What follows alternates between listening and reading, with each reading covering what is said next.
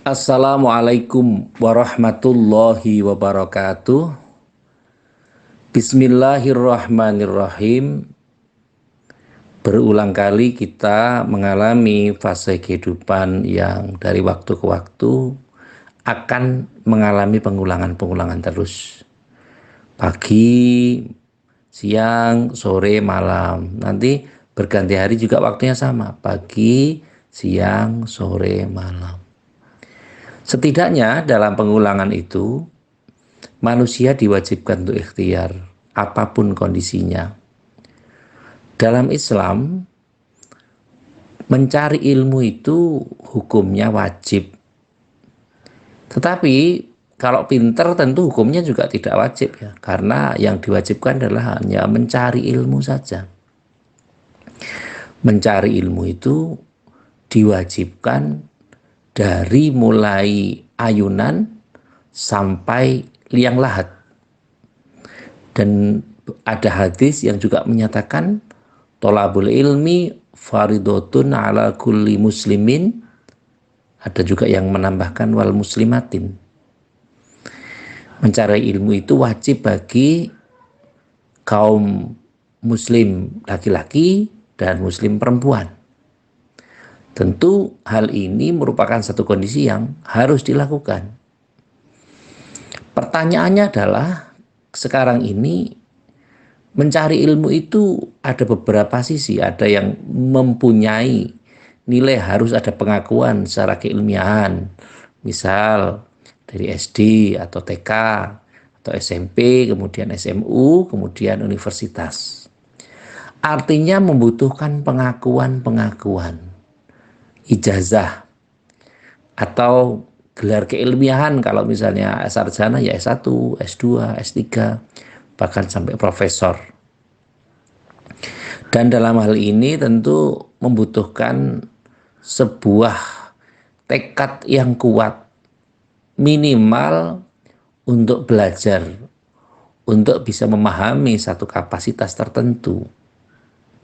Dan ini juga membutuhkan ketekunan, ketelatenan, kesabaran, membutuhkan juga tingkat kecerdasan baik emosional, kecerdasan intelektual, kecerdasan ganda yang berarti juga membutuhkan kecerdasan spiritual. Pola-pola yang ada sekarang sekarang ini fenomena terakhir dikeluhkan. Kenapa sekarang biaya kuliah kok mahal? Biaya untuk pendidikan mahal. Sementara ada beberapa hal terkait dengan mungkin siswa SD, SMP, SMA, ada yang mendapatkan fasilitas secara gratis, tetapi juga ada sesuatu atau beberapa pihak yang mengatasnamakan kondisi yang secara elementer, secara dasar itu tidak mendapatkan fasilitas.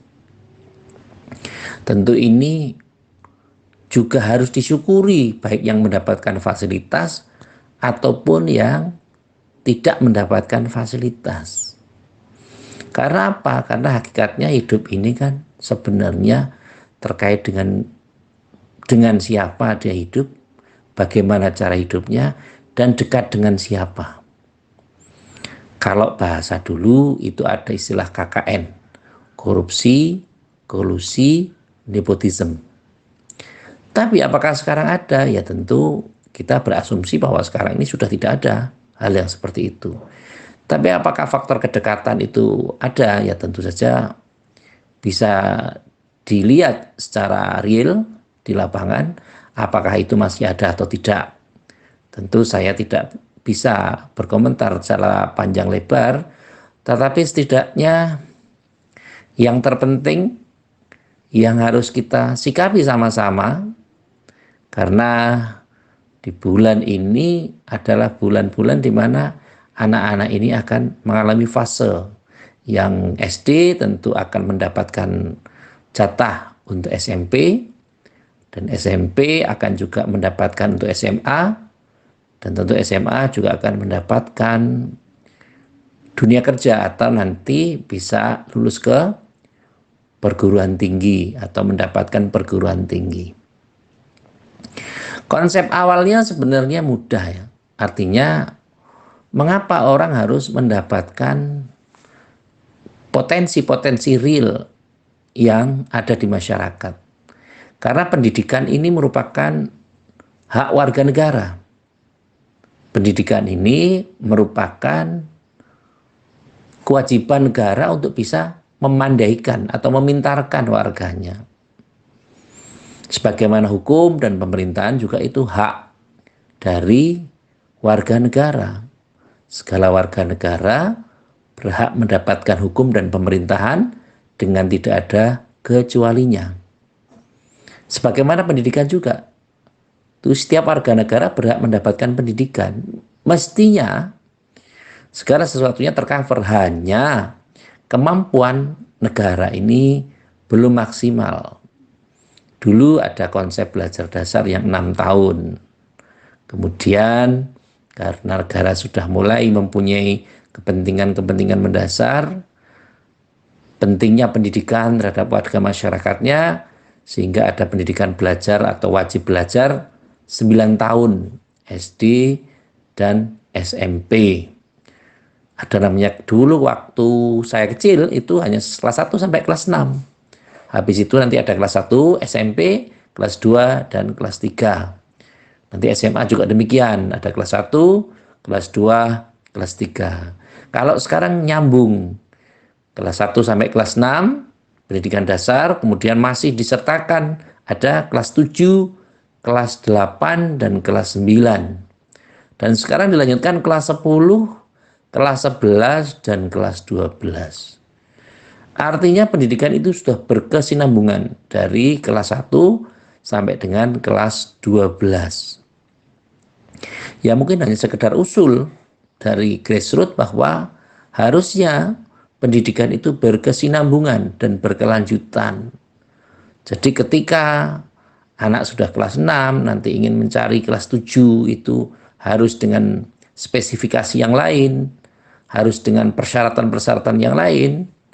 Meskipun kelasnya berkelanjutan, tapi tentu saja itu juga membutuhkan dana yang tidak kecil, sehingga tentu masih ada hal yang seperti ini. Dan mungkin karena anak belum mendapatkan fasilitas pendidikan secara maksimal, misalnya setiap anak dianggarkan untuk berpendidikan itu 1 miliar atau 2 miliar untuk menyelesaikan pendidikannya, dan itu ditanggung oleh negara. Tetapi ketika sudah mencapai angka seperti itu, tentu negara tidak akan mungkin mampu. Maka tentu saja negara memberikan kewenangan swasta atau rakyat untuk memberikan kontribusi secara positif, sehingga ada namanya sekolah-sekolah swasta, ada SDII, ada SD terpadu, ada SDIT namanya, atau ada SD-SD yang lain, yang tentu saja ini peran serta dari swasta. Dan yang paling penting lagi adalah bahwa ketika anak memang atau siswa tidak bisa diwadahi atau tidak bisa masuk dalam sekolah-sekolah negeri, maka tentu saja ada terobosan-terobosan di mana ada sekolah swasta yang siap menampung. Bahkan sekolah-sekolah swasta atau perguruan-perguruan tinggi yang swasta ini nilainya sudah tidak kalah dengan perguruan tinggi negeri. Sebagaimana kalau kita ketahui ada Universitas Muhammadiyah, ada Universitas Nahdlatul Ulama, ada Universitas Sarjana Wiyata, ada universitas-universitas lain yang secara kapasitas tentu mereka ikut persaingan dalam dunia kerja, dalam dunia pendidikan, dan yang lainnya. Bahkan ada yang kerjasama dengan negara lain, misalnya Jerman, Jepang, ada pula yang kerjasama dengan Arab atau Saudi Arabia, dengan kerajaan Arab. Ini membuktikan bahwa pemerintah atau negara ini memberikan kesempatan seluas-luasnya kepada masyarakat, kepada warga bangsa untuk berpartisipasi aktif dalam pembangunan. Tentu saja ini membutuhkan sebuah keuletan, sebuah kesabaran, dan niat yang ikhlas untuk mencerdaskan kehidupan bangsa. Kadang kemarin dikeluhkan ada UKT, uang kuliah yang biayanya tunggal misalnya, atau uang kuliah tunggal. Dan ini tentu dikeluhkan. Kalau di negeri berlipat-lipat jumlahnya naik sampai besar. Besarnya pun itu katanya banyak, dengan asumsi bahwa pendidikan yang sekarang ini dikondisikan untuk orang-orang yang masuk dalam perguruan tinggi negeri. Pertanyaan sekarang adalah, mari kita maksimalkan. Kalau misalnya di negeri itu biayanya mahal, ya mari kita arahkan anak-anak kita ke universitas-universitas yang lebih bisa punya berdaya saing atau mempunyai daya saing yang cukup, mungkin swasta, mungkin ikatan dinas, mungkin apa, yang kira-kira bisa memberikan kenyamanan pada anak. Karena yang paling penting adalah bukan mahalnya, bukan alma maternya, baik itu negeri atau swasta, tapi bagaimana orang tua berpikir tentang ke depan, bahwa anak kita harus menjadi orang yang berakhlak. Anak kita harus menjadi generasi yang mempunyai nilai yang positif, akhlakul karimah, yang mempunyai kesemektaan untuk bisa berpartisipasi tanpa harus balas dendam. Maksud saya adalah, balas dendam itu misalnya, oh dulu saya itu kuliah itu biaya mahal, kalau sekarang saya punya universitas berarti mahasiswa-mahasiswinya harus saya tarik dengan biaya yang mahal. Tentu itu tidak layak untuk diterapkan dalam kehidupan berikutnya. Kita menyampaikan ini karena pertimbangannya adalah pada saat ini banyak orang-orang yang menyatakan bahwa kita memang harus mengkondisikan sesuatu secara maksimal dan harus memberdayakannya dengan cara-cara yang positif dan baik. Pertanyaan kita sekarang adalah, kadang kemampuan dari siswa, kemampuan dari anak-anak itu cukup, tapi pemberdayaan, pembiayaan dari orang tuanya itu kadang tidak memenuhi persyaratan atau jauh lebih daripada panggang daripada api, atau jauh daripada anggapan atau target yang dicanangkan. Sehingga hal ini membuktikan bahwa memang kita sebagai orang tua memang harus berhitung, harus banyak-banyak memikirkan hal yang terpenting yang positif untuk anak-anak kita. Bagaimana supaya orang tua tidak minder terhadap proses yang ada sekarang. Bagaimana anak-anak itu ketika berpendidikan mereka tidak merasa kecil hati, tidak merasa menjadi orang-orang yang minoritas, menjadi orang yang minder, menjadi orang-orang yang tidak memahami lingkungannya. Tetapi kita upayakan, meskipun mungkin anak kita mempunyai kemampuan lebih, tetapi memang sebagai orang tua harus dipengertikan bahwa secara sendiri atau secara kondisi itu memang belum bisa diterapkan. Artinya memang dia tidak bisa masuk ke sana karena memang alasan A, B, C, atau D dengan alasan-alasan yang rasional dan masuk akal. Dan mari kita berupaya agar alasan-alasan atau argumen yang kita sampaikan terhadap anak kita tidak menyakiti hati anak kita dan tidak menyinggung institusi atau kelembagaan yang kita ingin masuki. Sehingga tidak tertanam perasaan kebencian, ketersinggungan, dan hal lain yang tertanam pada benak anak-anak kita. Polarisasi ini sangat membutuhkan sebuah konsekuensi, sangat membutuhkan pemikiran-pemikiran yang real. Orang tua tidak boleh optimis, terlalu yakin terhadap sesuatu, tetapi mereka jangan minder dengan keputusan-keputusan yang harus dilakukan. Ini juga menunjukkan leadership atau sifat kepemimpinan. Karena orang tua juga harus membuktikan bahwa mereka mempunyai kebanggaan terhadap dirinya. Mereka mempunyai reputasi yang tersendiri, yang tentunya anak itu juga harus membanggakan. Oh, ternyata bapak ibu saya mempunyai keputusan-keputusan yang real, yang lebih pragmatis, yang meskipun itu terkenal konvensional, tetapi mereka lebih mengerti akan sesuatu. Dan mereka sebagai kita, sebagai orang tua memang harus mengetahui bakat, minat dari anak kita kemana. Kalau sudah mengetahui bakat minat, tentu sarana sekolah itu hanya menjadikan sebuah kondisi. Kita kolaborasikan. Menurut orang tua seperti ini. Menurut tesnya seperti ini. Menurut guru yang setiap hari mengajar seperti ini. Sehingga kolaborasi-kolaborasi itu bisa dijadikan sarana untuk menapai pendidikan yang lebih baik. Kalau kita sudah bisa memahami kemana arah pendidikan yang akan kita tuju, atau kita bisa mengerti, sekarang ini kan banyak pesantren, jangan salah, pesantren-pesantren itu kedepannya akan mengemban sesuatu yang sangat berat. Kenapa? Karena peminat dari santri di kalangan kota besar, di kalangan pedesaan kadang hanya sedikit. Karena apa? Mereka tahunya bahwa pesantren itu hanya mempelajari hal-hal yang sifatnya agama saja.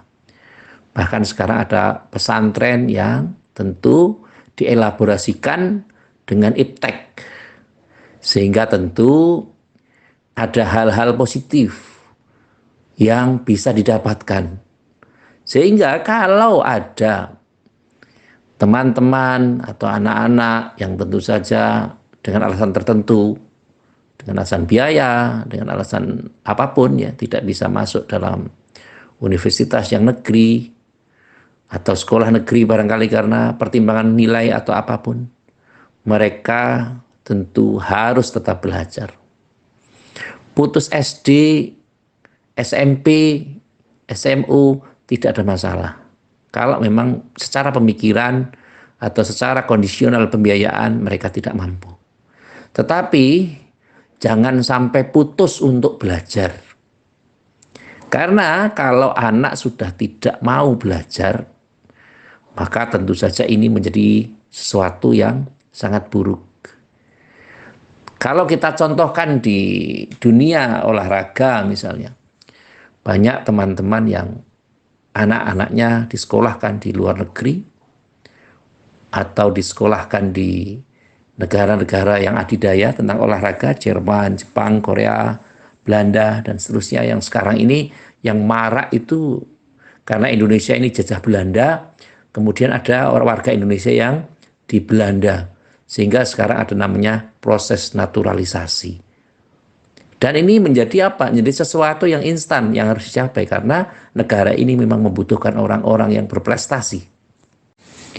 Dalam kondisi ini kita juga harus memahami juga bahwa memang pentingnya ilmu itu sangat dibutuhkan terhadap nilai-nilai tentang atau apa-apa yang harus kita kerjakan.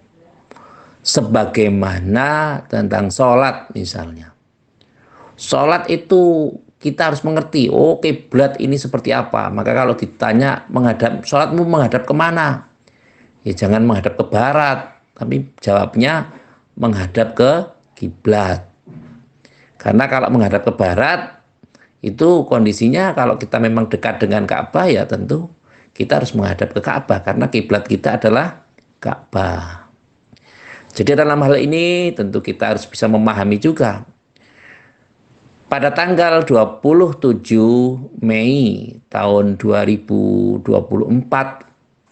tepatnya pukul 16 atau jam 4 sore, lebih 16 menit, itu kita jadikan sebagai waktu yang istimewa untuk bisa mengetahui kiblat kita.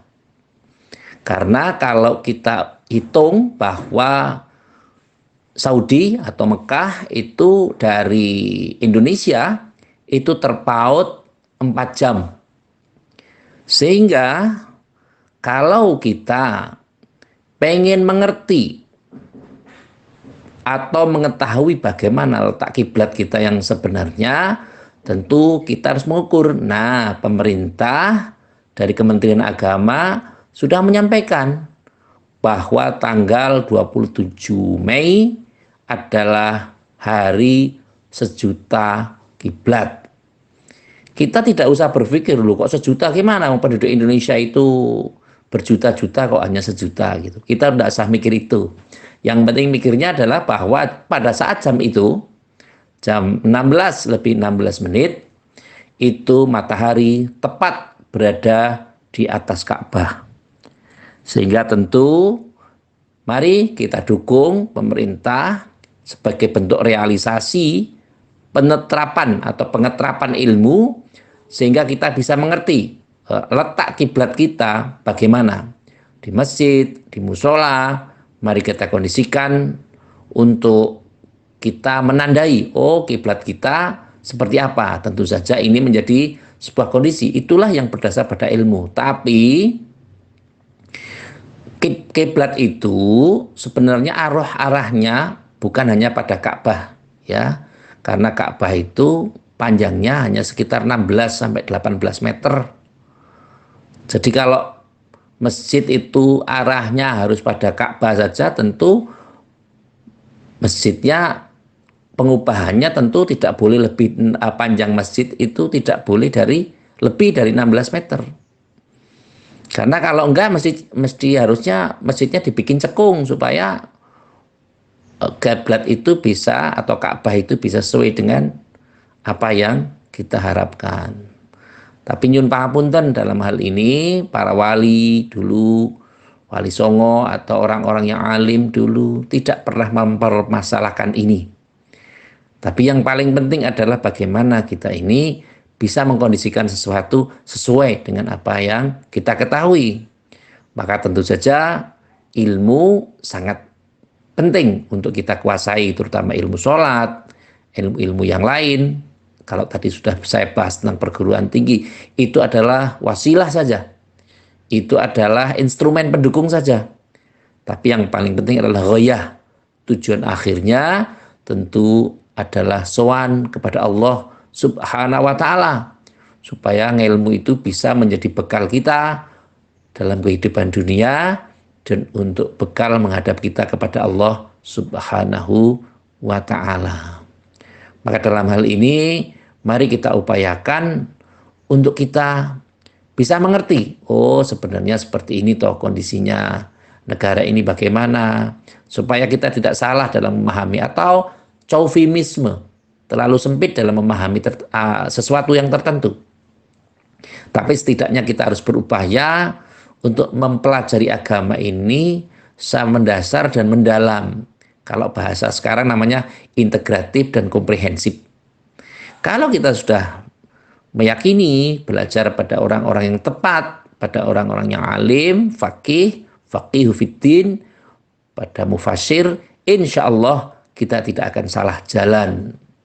Yang paling penting adalah bagaimana kita mendudukkan suatu pada porsinya dan bagaimana kita bisa menetapkan kondisi kita untuk selalu beribadah kepada Allah Subhanahu wa ta'ala. Yang terakhir seperti biasa, marilah kita berdoa kepada Allah, saling mendoakan. Semoga kesulitan-kesulitan hidup kita, teman-teman kita, saudara-saudara kita menyatukan visi untuk sama-sama bermunajat kepada Allah. Meskipun segala sesuatunya sudah ditentukan oleh Allah Subhanahu wa ta'ala, kita tetap harus berikhtiar sampai dengan ajal menjemput kita. Selama kita masih bisa berikhtiar, maka upayakan kita selalu berikhtiar dan bermunajat kepada Allah. Kita bekerja sesuai dengan ranah kita, sesuai dengan bidang kita, profesi kita, Tetapi jangan lupa untuk selalu berdoa, bermunajat kepada Allah. Semoga kesulitan kita akan dimudahkan Allah Subhanahu wa ta'ala. Amin. Allahumma amin. Terima kasih kepada semua pihak yang telah membantu terselenggaranya acara ini. Semoga dukungan dari panjenengan semua senantiasa bisa menyemangati kami untuk selalu beribadah dan bermunajat kepada Allah Subhanahu wa ta'ala, dan dukungan panjenengan semua ternyata dan semoga mendapat balasan dari Allah Subhanahu wa ta'ala. Amin. Allahumma amin.